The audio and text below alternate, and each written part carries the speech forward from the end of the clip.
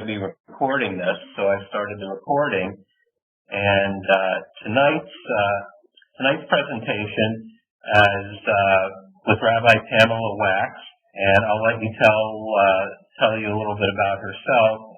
She's with the Westchester Jewish Community Services agency, and it's my pleasure to introduce Rabbi Wax. And please go ahead and begin and ask any questions in the chat room that you may want to ask, and we'll leave some time at the end for people to ask questions. So we're all ready. We're yours. Okay. Thanks, Jeff. Welcome, everybody. I wanted to tell you a little bit about my work, where I run a Jewish spiritual healing center out of a social service agency. So I divide my offerings through the healing center to the general community into two categories, one of which I call spiritual support, and one of which I call spiritual journeying. And under spiritual support are all kinds of programs for bereavement and illness, mental illness, family estrangement issues, and the like. Under the spiritual journeying, I have things like spiritual memoir, meditation, chanting groups, psalms groups, spiritual direction, and the like. And also under that category are the Mussar offerings that I have through the Healing Center. In that category, I am very blessed that I actually currently run 5 different Mussar groups through the Healing Center. I run one that's through TMI, and 5 through my job at the Healing Center. I was asked to speak about 2 of them in particular, but I think it's important for you to have the lay of the land with all of them. One is a Rabbi cantor group, rabbis and cantors from the community who have been coming for a number of years, and we've studied a number of different things over the years. One is an ongoing community group that meets at a synagogue. One is a group that morphed out of a memoir group I had with seniors, and now is a Memoir and Musar group, and I'll talk a little bit more about that. That's one of the featured groups for tonight's discussion. And then I have 2 groups, one for the board members of my agency, for them to have time with their staff rabbi, and one is for key staff members at the agency.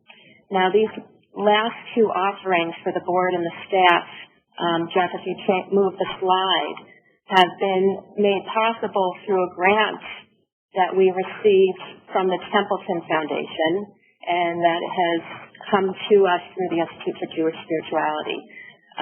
The Templeton Foundation, it's pretty wondrous to me that in their 5 core areas of interest, one of them is character development and virtues, along with these other huge issues such as science and the big questions, individual freedom and free markets, exceptional cognitive talent and genius, genetics. And then they have this huge interest in character development, and it was through that particular core area of interest that they offered this grant. And there are 28 different agencies, synagogues, JCCs, schools, and the like that received this grant. And I love this quote from Sir John Templeton.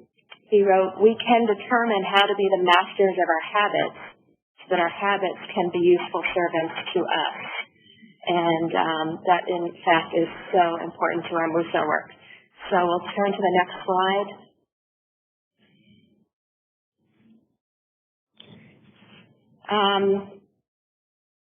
So the Templeton's big question for this particular grant was, can faith communities create sustainable structures, positively impacting their members' lifelong character development? And you can go to the next slide, please, Jeff.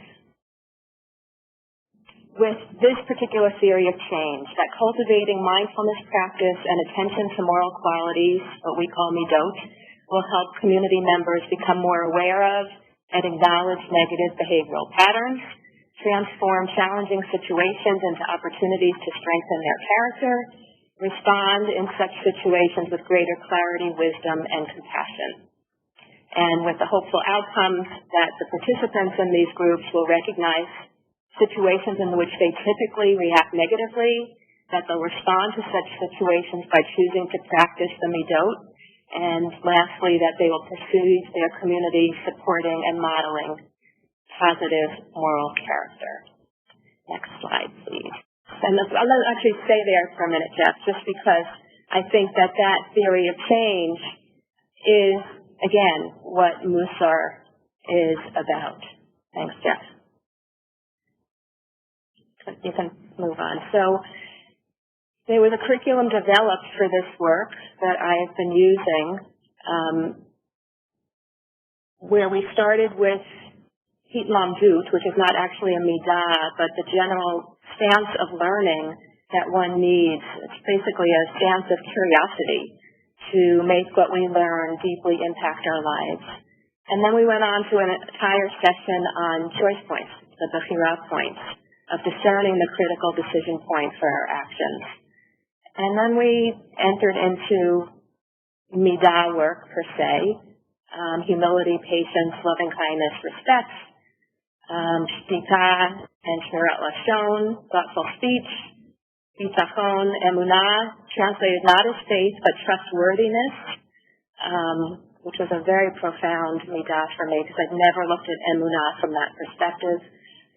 Seder, and then I had added to the curriculum nedivut for generosity and hakarat hatov for gratitude.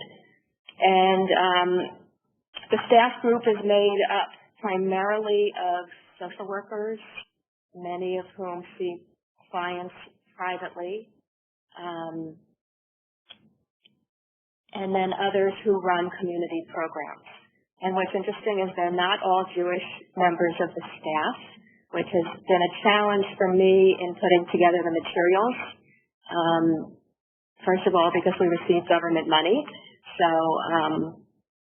I wasn't comfortable always using some of the texts that refer to God, and then texts that weren't going to be accessible to non-Jews. So to some extent, although it's always from a Jewish perspective, that I've somewhat secularized what I offer in terms of these midot to that particular staff group. And I want to say that it has been a profound experience for everybody who's been involved on that level. So if you can move to the next slide, please.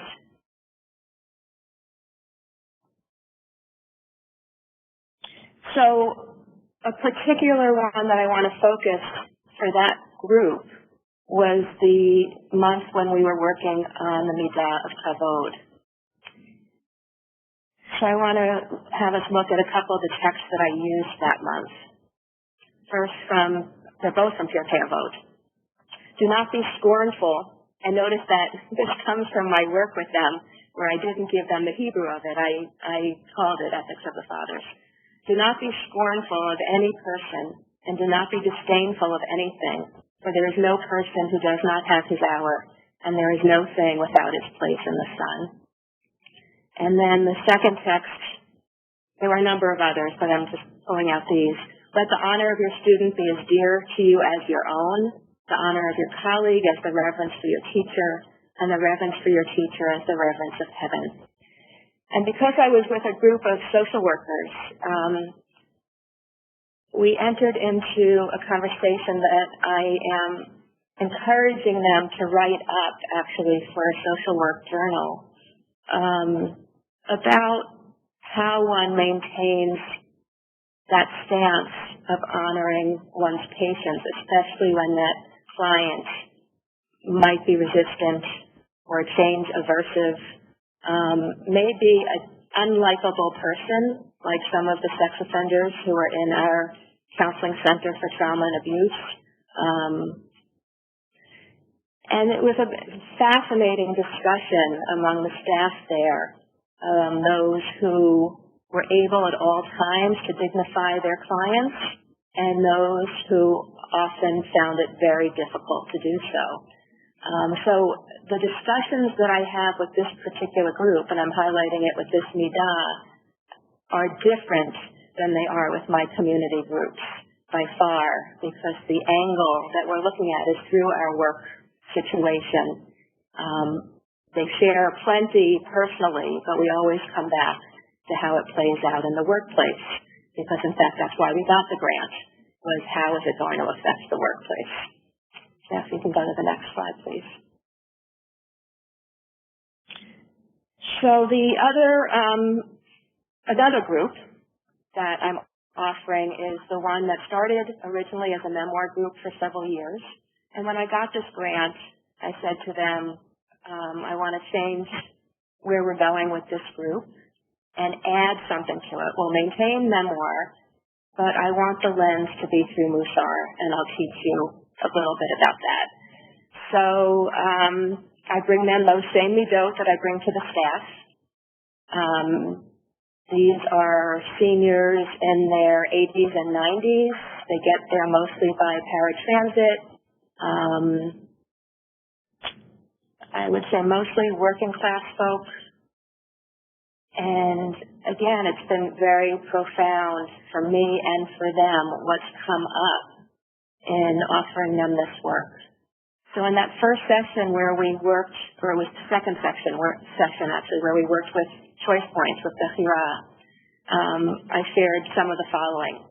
That the Bechira point is a moment of awareness, wakefulness, aha, repentance, tshuva. It's where our habitual, unthinking behavior meets the right thing to do. We mostly act habitually. It's so rare to make true choices, true Bechira choices. True choice is impactful. It changes not only the trajectory of the soul, but also the brain. And we know that from neuroscience.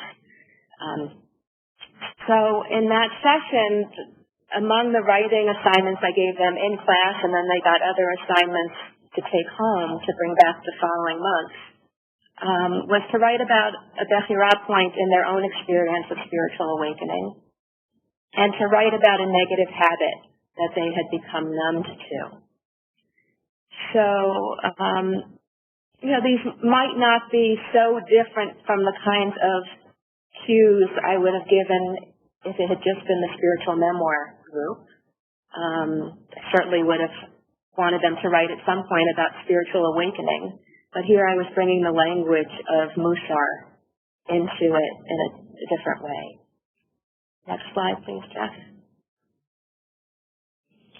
So when we got to patience, we looked at this text from Pirkei Avot. There are 4 kinds of temperaments. One which is easy to provoke and easy to appease. One which is difficult to provoke and difficult to appease. One which is difficult to provoke and easy to appease. And the text says this is a saintly person. And one which is easy to provoke and difficult to appease. And we're told this is a wicked person. So for writing assignments here, I asked them to think about which temperament they thought they were most like, and then to write about a specific memorable experience they had had in that experience with anger and or patience, and to make sure they used dialogue and all of the things we need to use in fiction, time, setting, etc. And then to write about another experience in which you recall acting out of character. You can move to the next slide. So I just wanted to give you some examples of that. And then when we got to humility, I love this quote from Alan's book, Everyday Holiness. Let's be very clear, though, that being humble doesn't mean being a nobody. It just means being no more of a somebody than you ought to be. So for that session, one of their writing prompts was to write about being a somebody and a nobody in their life experience. And I have to say that the writing has been consistently good over the years that I've worked with this group, but there is something about the Mussar perspective that is, and it may just be that we've been together for years, but I feel like it's deeper work and that they're sharing a lot more than they had in the past. Next slide, please, Jeff.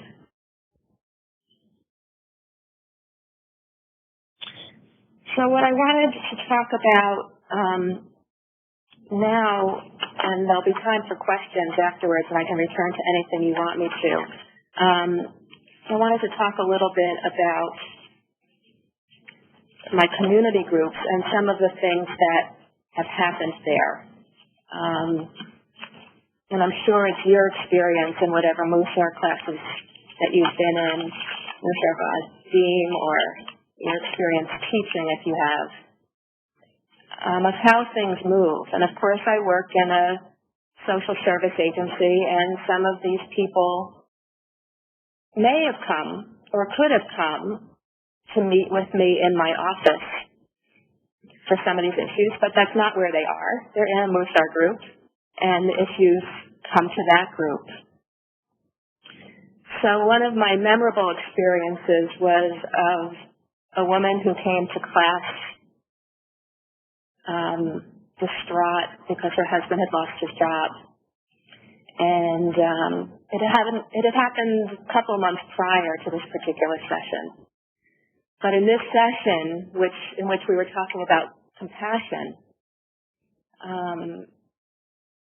she was talking about how she had a really hard time being compassionate towards him. And she went home with the kavanah of trying to see the situation through his shame and the lens of his loss, and not just how things had changed for her. And when she came, and I meet monthly with my groups, so she came back a month later, and it was basically as if she was a newlywed. 20, 25 years married, I'm not quite sure.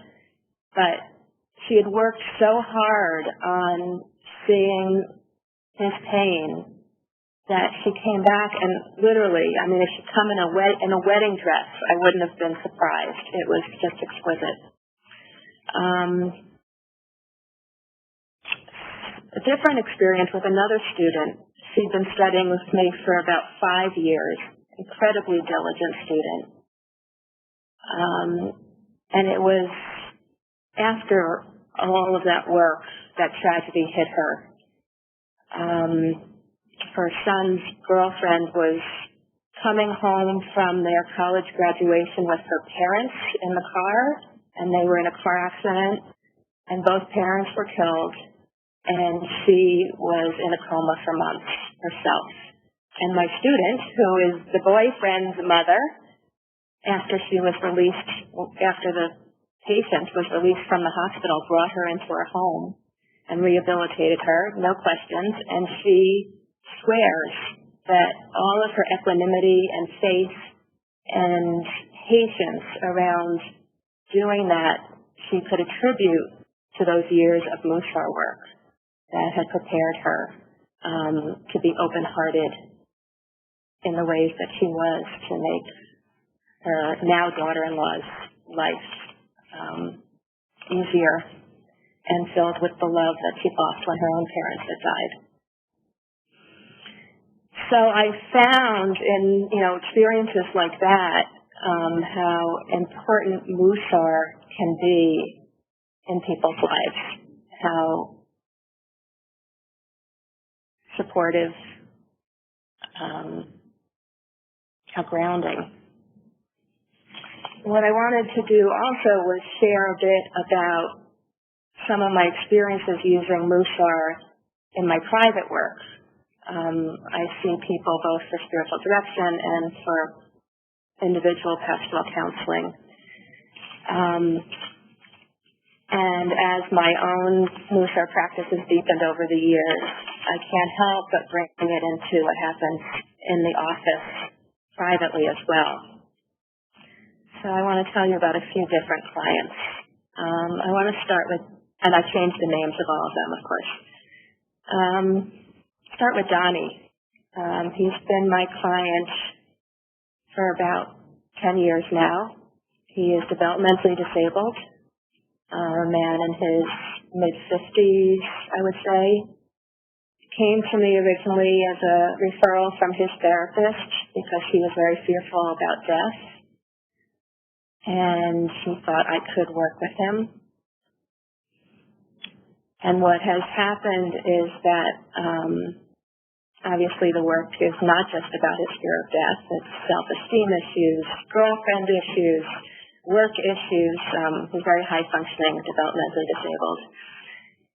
And the Musar, because it's so grounded in practice, is very helpful for him because he's so concrete. So things like affirmations, if he's fearful, for me to give him an affirmation, like God is with me, I shall not fear. Because he is somebody who can perseverate on things he's learned in any case. So to have a very positive mantra like that for him has been really life-changing.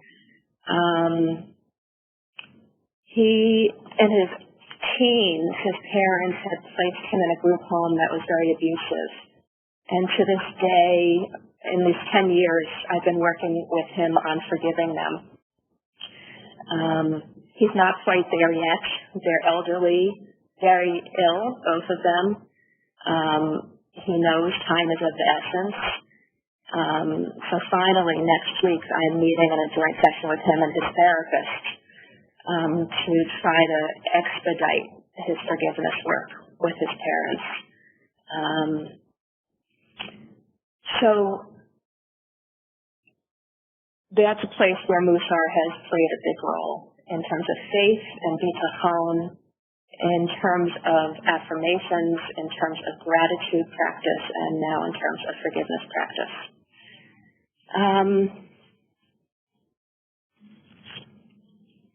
I have clients who come sometimes and all they can see are their problems.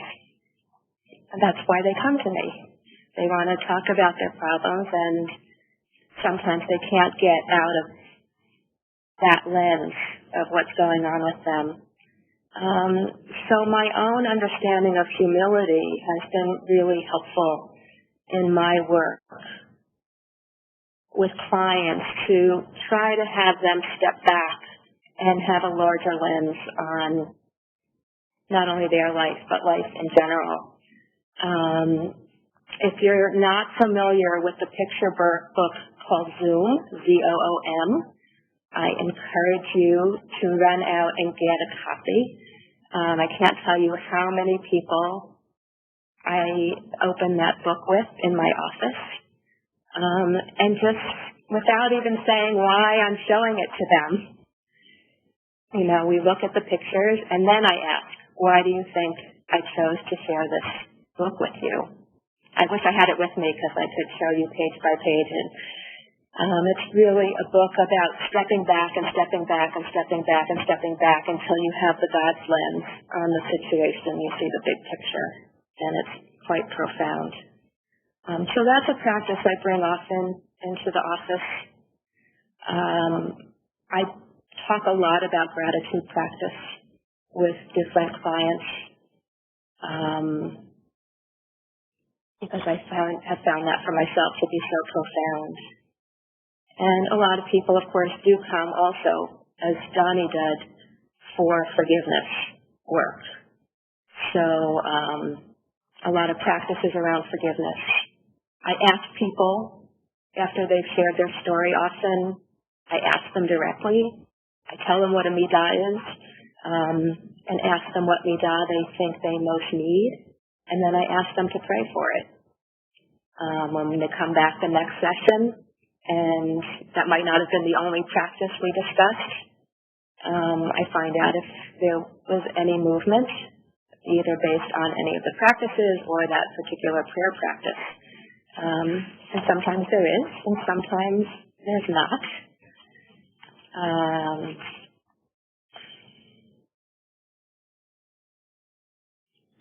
So now I want to talk about Mindy. She's a recent client, and I think she is now my Musar exemplar. I actually asked her if I could take her on the road. She's quite amazing. In recent months, her husband left her. He wanted a divorce unilaterally, giving her no reasons for why he wanted to leave. Soon after, her mother died, and then she lost her job. Then shortly thereafter, her sister-in-law died, to whom she was very close. She can't afford her home in which she has her art studio, so next month she's moving into a 2-bedroom apartment. So she feels she's also losing her art and her spiritual practice. On top of that, the synagogue to which she belonged behaved badly when she couldn't pay her dues. And that loss of her spiritual home has affected her as much as the other losses have, perhaps even more so. So she came to me feeling very lost and questioning the meaning of it all. And by the way, her therapist is a former Mussar student of mine. So I think that he referred her to me. And yet all of that she was presenting, I saw a woman who was so committed to the high moral ground, a woman of deep integrity and character, who, by the way, I lead a lot of divorce groups, so her not saying a bad thing about her ex, and the fact that she is unbelievably compassionate with her children around their relationship with their father, despite what he did to all of them. She is a tremendous life force. She absolutely shines. And I affirmed that for her in the first session.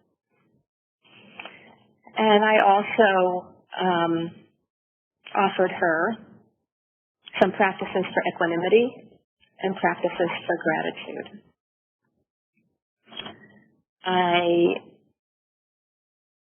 Among other things. At the end of the session, she said to me, what keeps me going is a song. And she said, I'll send the words to you.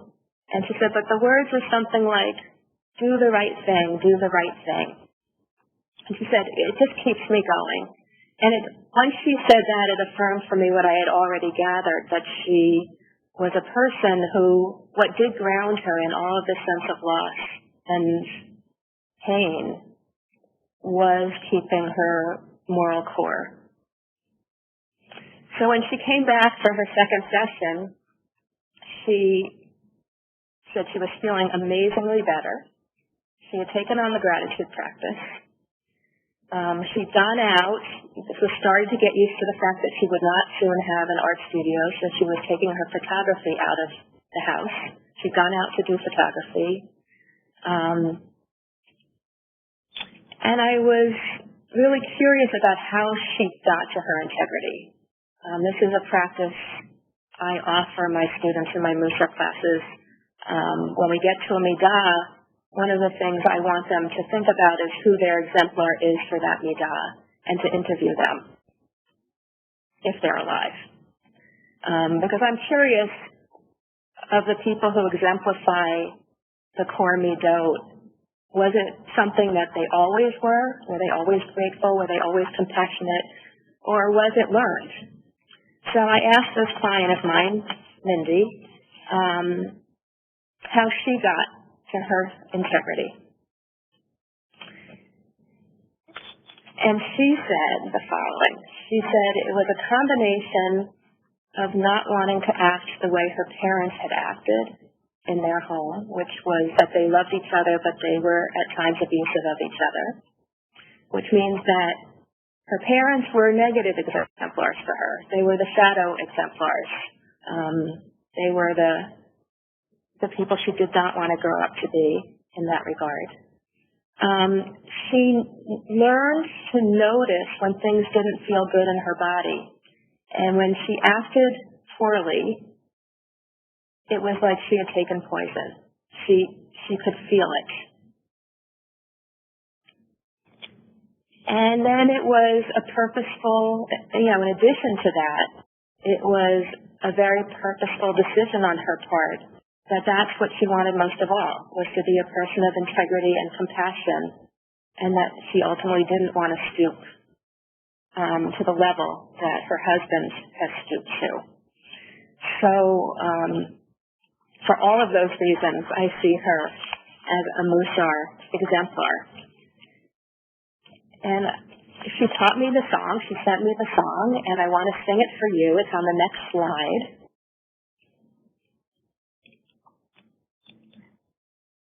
So once you get the hang of it, you can sing along. And again, it just, without her knowing anything about Musar, for me, it's a Musar anthem. And it goes like this. Do the right thing, do the right thing. Do it all the time, do it all the time. Make yourself right, never mind them. Don't you know you're not the only one suffering? Do the right thing, do the right thing. Do it all the time, do it all the time. Make yourself right, never mind them. Don't you know you're not the only one suffering? Do the right thing, do the right thing. Do it all the time, do it all the time. Make yourself right, never mind them. Don't you know you're not the only one suffering? Do the right thing, do the right thing. And that's just the chorus of the song. It has a number of other verses, but that's the part that I know and love most. So that's a brief overview of my work with Mussar in the setting of the Social Service Agency and the Healing Center. That went a lot faster than I expected, so it leaves us more time for questions. I don't know, Jeff, if you've gotten any yet, but if you have any, if there's anything you want to know more about from what I shared, please do send a question. So, thank you very much, Pam.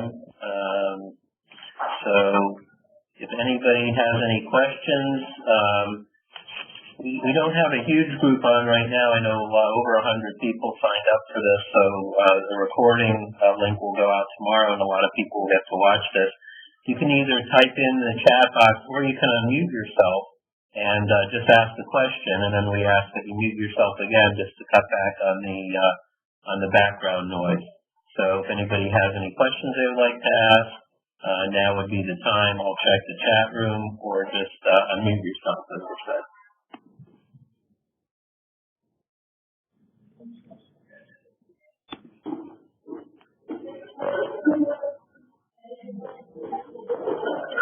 So it looks like maybe Nan Rubin has a question. Nan, did you want to ask a question?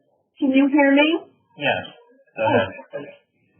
Hello, Pam, and thank you so much. I'm Helen. You've met, yes. And I've been running a facilitating. Everybody that's Helen.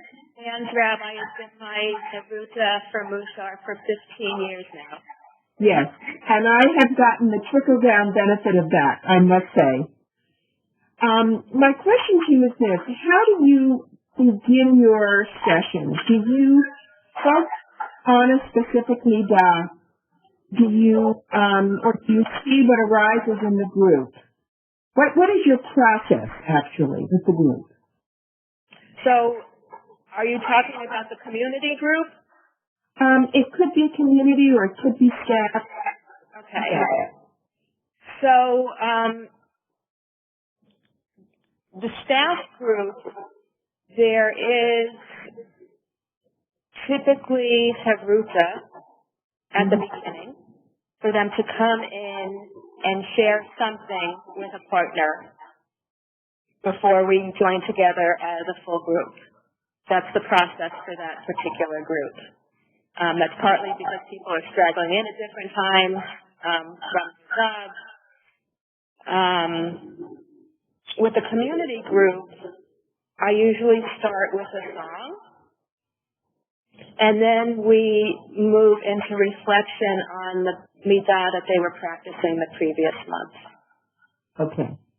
So you are moving the groups through midah midah after midah in the time frame.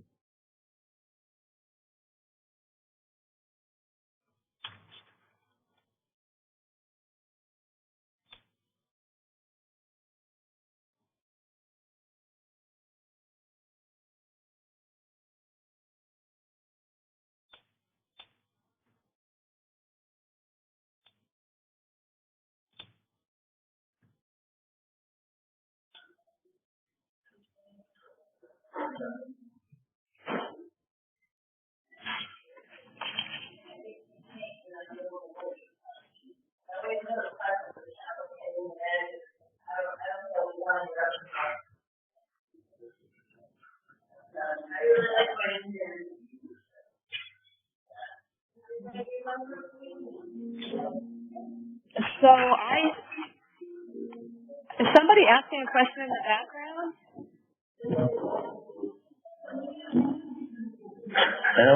I don't think so. If somebody wants to ask a question, go ahead. I did get a chat about elaborating on emunah as trustworthiness versus faith. Great. So this is how I learned it from Rabbi David Jaffe. We have the Hebrew word ne'eman, to be steadfast, to be loyal. And therefore, that's the same root. And therefore, David, I don't know if you can actually say the word emunah means trustworthiness, or it would be a different form of that word in a noun form. But he presented it to us in this curriculum as the midah of trustworthiness. And for me, it was incredibly profound because I'd never worked that as a midah before. And it was a time for me to reflect on my friendships in particular and how I am more dedicated as a professional to my clients than I am to my friends in my personal life because of time, because of feeling I give so much at work and so forth. And it was a real wake-up call when I came to that midah and really worked it. And it would happen to be around the high holidays. So when I did Tashlich this past year with that kavanah in mind, I had a lot of breadcrumbs to throw out. Chunks and chunks. And then by the time we rolled around to Yom Kippur in front of the open ark, I was basically a basket case. So it actually was the most profound meeting I think I've ever worked in all these years. Because where it has led me, in fact, is that I am taking a month off this summer from work as a test. And hopefully next summer, if the test works, I'll take off the whole summer to give myself more time and space and to give my friends more of me and my life more of me outside of work. So that's probably more, Jeffrey, than you wanted to hear about emunah's trustworthiness, but it's where it got me. So thanks for the question.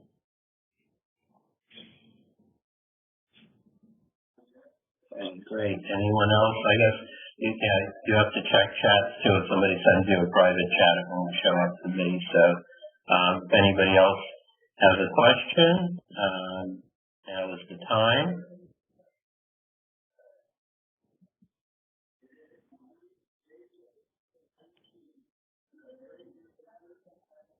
So actually, I spoke to Helen today, and when I was telling her about the webinar, she said, well, is there going to be time for questions? And I said, yeah, I'm planning to have time for questions. She said, well, maybe, people want to ask you how you would respond